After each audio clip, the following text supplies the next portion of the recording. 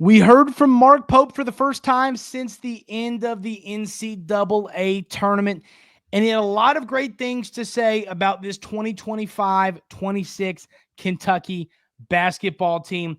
We'll talk about everything Coach Pope had to say in this press conference on today's episode of the Wildcats Today podcast. I'm your host, Andrew Stefaniak, publisher over at Kentucky Wildcats on SI, joined as always by Carson Nash. Carson, it was the opening of the poolside paradise at the Nash household on Saturday, and I think it was a pretty good time.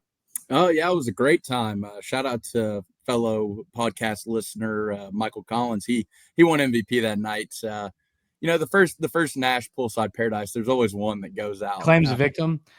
Honestly, you can call him the victim, but I think it was me because it took me 10 minutes to get him into the house it was a nightmare, an absolute nightmare. But I think everybody had a really, really good time. Did you spit on your camera lens? No, I don't know what in the world just happened. There we go. Because it was normal, and then you spat on it or something, but whatever. So Carson, the press conference. Okay. All right. That's really good. So the press conference was today. I went to that this morning. It was cool. I hadn't seen Coach Pope in front of the media, like I said, since the tournament. And he had a lot of good stuff to say, Carson, really. About a lot of different topics. It was, I've been to 20 Mark Pope press conferences now, maybe more. And this was you could tell, and I know you watched it, Carson, you've watched a handful of his press conferences. I think he knows he's got a really good basketball team. That's what I took away, is I think he knows how good his team's going to be. Yeah, you could see the confidence. And while I was watching it, I was texting Cam at the same time. I was like, I know we're going to be good by the way he's talking about us right now. And I do see that. He knows this. He's confident. And you could tell that way even over the past couple of weeks, the way he talks about these guys, he's very, very confident going into next season. Yeah. All right. Now, I'm going to ask you a question. Let's see, because like I said, I know you watched it, Carson. I'm going to ask you the player of every player that Coach Pope talked about. Which player did it sound to you like he was kind of the most fired up about? Because I have one answer, and it's like a resounding not really the quote. I'm not asking you to look for a quote, just like from what you listened to. Was there one guy that really stood out? Because I can tell you my name quickly. I'll start with this, though. It's not going to be the guy that I think, but I did love what he had to say about the fact of Otega and his development of what he needs to do to get better for next year. So I loved him talking about that. I thought the guy that he seemed the most excited to me for was Mo Diabate. I don't know. I thought he liked just the way he talked about him and his family, the way the way he didn't say that he specifically stated certain things. It was the way he just approached himself and the way he talked about his family and the way he approaches daily life. You could tell Mark Pope said he could tell he's going to be a great leader and a great player on this team. I'll tell you this. I've never, once again, having gone to all these Mark Pope press conferences, you kind of learn coaches' mannerisms. And I've done this with a lot of different coaches and been around a lot of these. And you can kind of pick up when they do something different from what they normally do, which is where you take things away. It was very simple to me. And that was Jasper Johnson. When Mark Pope talks about a player, and go back and listen to this press, to any of them. I'm telling you, if you haven't watched it, go watch it. I would have posted it on our YouTube, but halfway through, I got the storage full and missed about half of it. So didn't post it. Sorry about that. Gonna have to clear some stuff off the old iPhone. But he always starts when he's talking about a player by saying, he's a great person. He's got a great family. He's got a great head on his shoulders. Jasper Johnson, he goes, this kid's the best. He goes immediately into basketball. And he very rarely does that, Coach Pope does. He normally starts with, he's a beautiful human being. He's a great he comes from a great family, and he's a great student, and he's great in the community. He starts with stuff like that and then goes, and he's going to help ours. Jasper Johnson, he goes straight into, this kid is going to be a superstar. He's a playmaker, a sharpshooter. I mean, he just gets right into it. I could tell that quickly how excited Coach Pope is about Jasper Johnson, by what he had to say. And this is not a knock to Malachi Moreno. He went on to say great things about Malachi Moreno. Great things. That's what I was just going to bring up. The question that he was asked was, something like, hey, the freshman, Jasper and Malachi, what do you think? I mean, Coach Pope gets straight into Jasper. I mean, the guy couldn't even finish his question. It's just, Jasper Johnson's going to be an absolute superstar. And I'm just telling y'all that was not a normal Mark Pope press conference answer, which tells me that's really what he believes about Jasper Johnson. Yeah, definitely. And I also love the fact of how he talked about players in their second year that are going to be developed, because you know how different his system is than most college systems. It's more of a feel thing than an actual, this is what you have to do to succeed. So the second years for Colin Chandler, Trent Noah, both those guys, and BG, all three of them, he talked very, very highly about. And he expects them to take super leaps these next year. I thought his answer about the shooting a lot of threes per game was interesting. I like that too. Because he was asked about it, and it was the question was kind of, and that was also the question I was going to ask. He was basically just said we failed at that. Yeah. But I mean, I was really, that was, because I called you this morning and we talked about that all the time on the pod last season. Yeah. And I had planned a handful of questions I was going to ask. We're not going to get into why. There's just people were shouting out stuff, and it was just go listen to that. It was a disaster. Go listen to that press conference. People were just shouting questions. I'm a big believer in raising the hand, but that's what I was going to ask about. What was that? Was the, hey, like y'all wanted to shoot 30 to 35 and you shot, I believe it was 26. What happened? Is that still the plan going forward? Knowing that, like, it was the question was, asked perfectly. How y'all are more athletic this year. You've got more athletes. You've got more players like that it's going to be harder to shoot a lot of threes, because you've got good shooters, but you've also got a lot of great athletes and great guys at the mid range and great guys that get into the rim. And he went on to talk about how it's he went on to say, like, yeah, that was my fault. I failed at that. You're right. He said that, but then he goes on to kind of say it's an important part to how we play the game, and we'd like to chase that. So I mean, but I'm not buying it, Carson. I don't think they shoot more than 33s a game this year. I think that they're going to be in that same range they were last year, 25 to 30. I bet they're in that range. They're not going to be 30 to 35. I don't think. It depends on the game. I also think there's more opportunities to be open this year. Yes. There wasn't as many opportunities to be open last year because of the athleticism. So I could see it working both ways. Yeah. Another quote. Did you hear what Coach Pope had to say about Lowe? Yeah, no, yeah. He loves some Lowe. He answered every question that BBN had concerns about with Lowe. And I mean, it's obvious. And now for the box score warriors, Carson and I have talked about this since we got Lowe. And it's exactly what Mark Pope was speaking to the box score warriors, saying he was 90 warriors, aka Louisville fans on Twitter. Touche. And he was talking about how he was shooting 90th percentile and like the tough shots and contested shots, and but also 90th percentile and field goal attempts per game. Everything he was shooting was contested. And it's not his fault. He was the only chance that basketball team had at scoring points. And he still found a way to average 16.8 points per game. Yes, it wasn't efficient. 7% from the field, 26.6% from three. It wasn't efficient, but it's going to be. And Coach Pope literally said that. He said, imagine this kid when he's able to actually shoot an open shot, which he'll be able to do here. And that got me fired up, because I think that will silence all the Low haters. Louisville, you're going to hear from Tennessee, you're going to hear from all these fan bases. You're going to hear folks saying, well, he's inefficient. Yeah, and here's why he's not going to be here. You're right. He was, and he won't be here. And this is why. End of story. And I loved that quote from Coach Pope today. And I think it goes hand in hand. Like this past weekend, we saw him kill it in this pre-draft process. Yeah. And that's part of it, right? He's starting to play with good players. He finally has a team with good players. So I think Lowe is – I have a prediction. I think he's going to be a top 5 guard in the country next year. I mean, he's got the size. He's got the defense. He has great passing ability. And, he can – he's a 90% free throw shooter. Any 90% free throw shooter is a good shooter.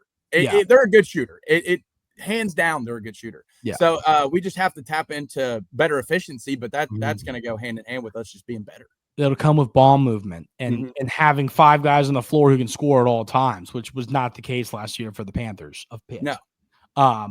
So Bad team in the worst conference. Yes, seriously. I loved that quote from Coach Pope. Because that got me really fired up about Jalen Lowe, who, like you said, really shined in that whatever G League Ignite camp thingy. Yeah, the highest plus minus, plus 15. He was killing. Had a few assists. I think over the 2 games he shot was like 42% on two. It was either 2.5 or 3.5 threes per game. I mean, it was pretty good. I mean, if he shoots anywhere near that this year from 3, it's going to be really awesome. Yeah. But I think that was a good quote on Jalen Lowe. I also liked the quote on Brandon Garrison about he needs to be a leader on this team. And I agree with that. I think that Brandon Garrison is the type of guy that would be a really, really good leader for this basketball team because he's an emotional player. He loves this fan base. He loves the game of basketball. I think he's a good guy to kind of step up and be a vocal leader for this basketball team. Yeah, no, I agree. And that's what BG has to be, right? I mean, he even went in depth to talk about how Amari Williams was kind of that guy for Brandon Garrison last year. So he also did say BG's been that guy so far for this season and the new guys. He's been that guy to kind of take him under his wing and show him the process and how it really works at Kentucky. So I have no doubts in BG becoming a leader because he has the mentality to do so. Yeah. I think, what was to me the weirdest quote from Coach Pope? And when I say weirdest, I mean the fact that he got as into detail as he did. And I think it was that Travis Perry situation. And once again, Carson and I had a little bit of info there. Perry, he had a spot on this team. He wanted to go somewhere where he could play more basketball. Everyone that was freaking out and saying Pope pushed him out the door, we knew that wasn't the case, and that was not the case. But I mean, Coach Pope proceeded, he just said, I was devastated when Travis left. Mostly because I think he's a terrific young man.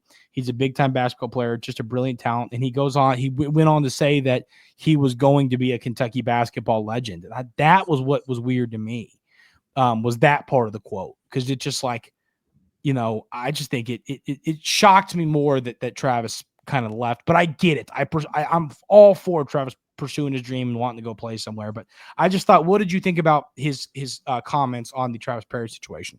Yeah, I mean, I think they're all fair. And as from a Kentucky basketball standpoint, I think Pope might have been more inferring the fact that it could be he was so great in high school for so long and then became a great player at Kentucky later on in his career. Maybe not like he's going to be a legend like Dan Issel or Goose Gibbs, like that type of legend. Yeah. But I thought it was very respectful of Pope to say that as well, because I think it was more of a playing time issue that Travis kind of wanted out. So I think that was a very well said quote. And I think Travis always has a spot again if he wants to come back. And that kind of made that clear as well. Yeah. What did you think about his thoughts on Yelovich? Did you see what he had to say about Yelovich? Yeah, he was talking about how he was very emotional on his call and how he practices twice a day and has been in that lifestyle throughout. Yeah. I liked it, and it makes sense as well. I mean, Yelovich is technically a pro. Like Yelovich is a pro basketball player right now. He's going through every regimen that a pro European basketball player would go through. Nikola Jokic played for that team. So his development is the same as what Nikola Jokic got. Yeah. So I think that Mark Pope knows what he's getting there. I think even when he was asked the question, how does the physicality and him coming over from Europe and all that affect us? Because we know we went through that with Big Z where his stomach was hurting for a couple games and we had all that crap with the NCAA.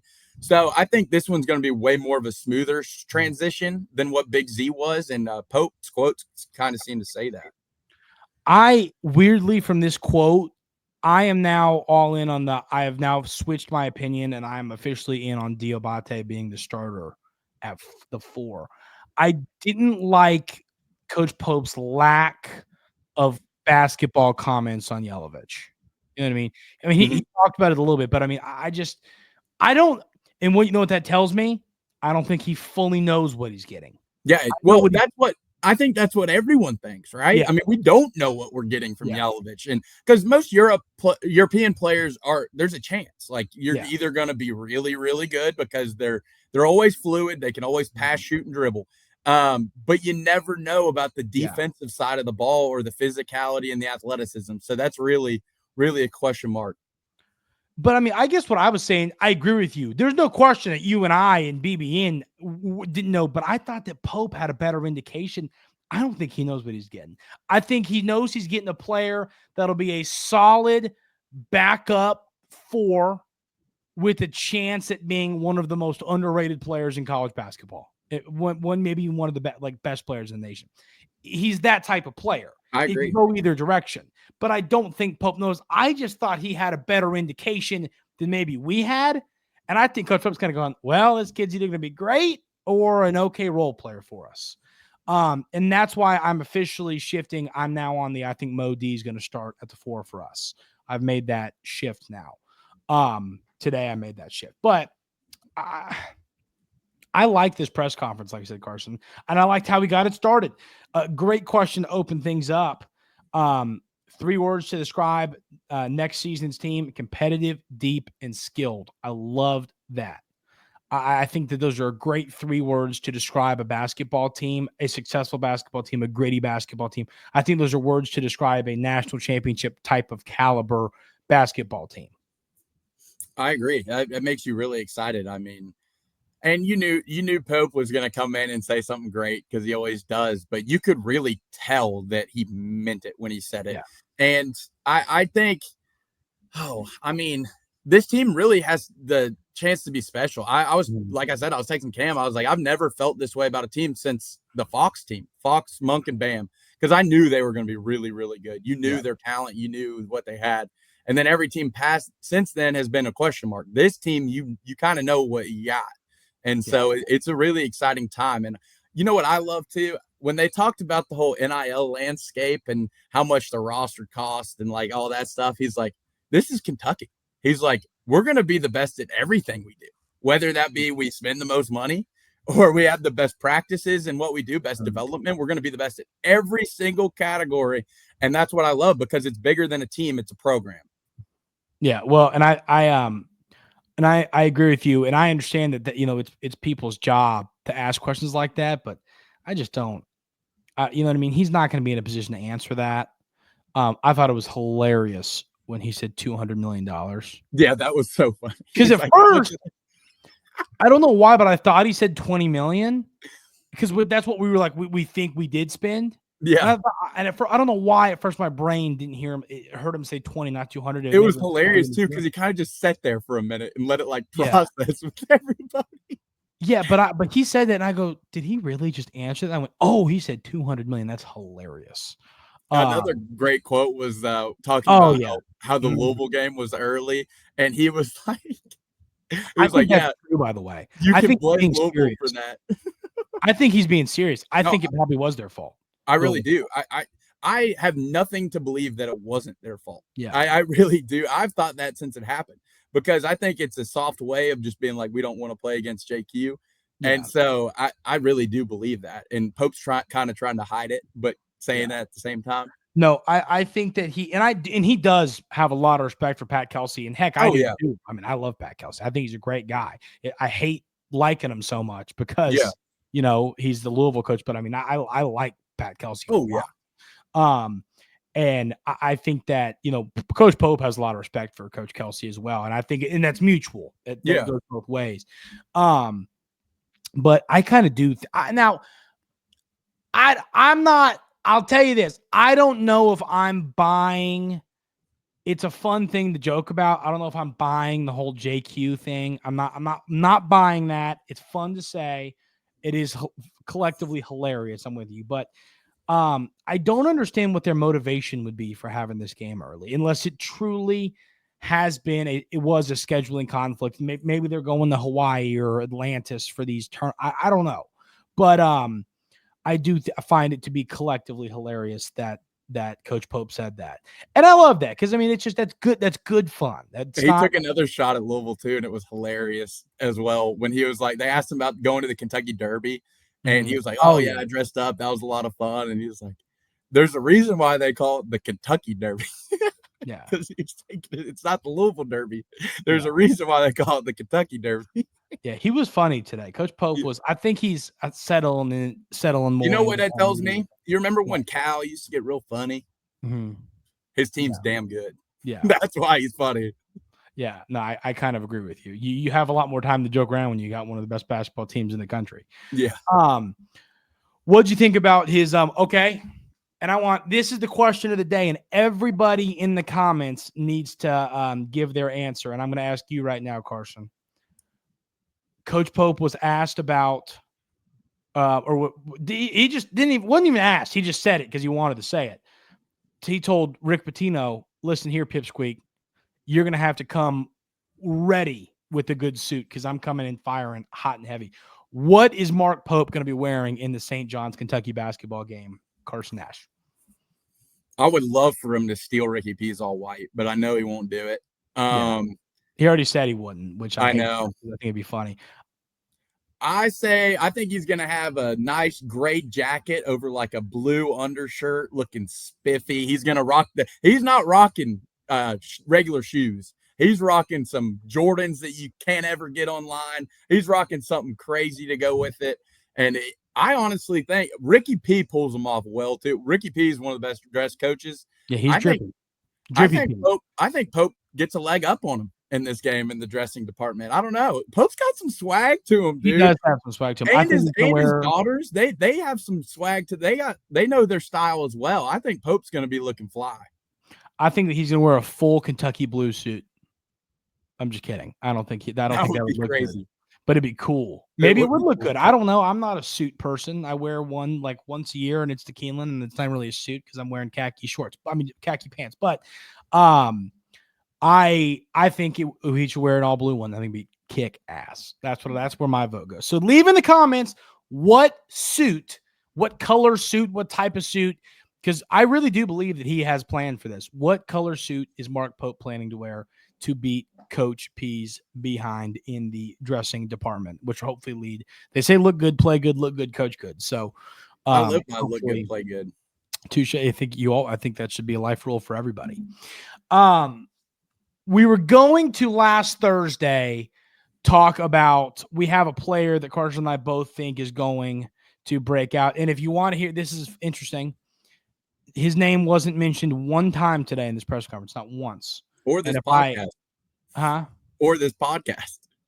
Touche, which was because he wasn't mentioned in the press, in the press conference. Mm-hmm. So I'll we have a guy who we think is going to be a breakout star. If I could have gotten a word in edgewise today, I would have asked a question about this guy. But we're going to talk about that on Thursday. We were going to talk about it last Thursday, but then we got those quotes from Owe with all the stuff, and we have to talk about that today. So we wanted to save this, be its own show. So that's the plan for Thursday, is to talk about that. We're all in on this guy, and we'll talk about it. But Carson, any other thoughts from the press conference before we get out here and call it a day? No, and more on the Owe. You'll know by, I think May 26th is the deadline. I thought it was 28th. Okay, it's either the 26th or the 28th. I don't know, one of those two. And it's the day, I'll always remember it as the Hamidou Diallo day, because I stayed up refreshing my phone even past midnight. It went into like 1 a.m. I waited on Hami to announce that he was coming back, and he finally did. And so that day, hopefully Otega doesn't take it all the way up to that day. He won't. Yeah, but that's about as long as you have to wait for him and Lowe to announce that they're officially coming back. Yeah. We got his official measurements now at the combine. He is 6'4" and 1/4 and 6'4" 1/4 inch barefoot, 6'8" and 1/2 inch wingspan, 8.5 foot and 1/2 inch standing reach. So Measurements are pretty solid there. I think 6'4" is where he'd want to be. I think he's cool with that. That means he's probably about 6'5.5" in shoes, but he's listed at 6'5". So that means that he is not. Okay, now we have actual breaking news. You ready for some breaking news? Uh-oh. MLB Commissioner Rob Manfred removed Pete Rose, Shoeless Joe Jackson, and other deceased players from Major League Baseball's permanently ineligible list. So I think that means Pete Rose is going to officially get to be in the Hall of Fame. Pete Rose will be in the Hall of Fame. Yeah. Breaking Wildcats Today news. I wish they would have done that before he passed away. Because I think he deserves it. But hey, he has some habits that we share. Charlie Hustle is forever my goat. I'll tell you that much.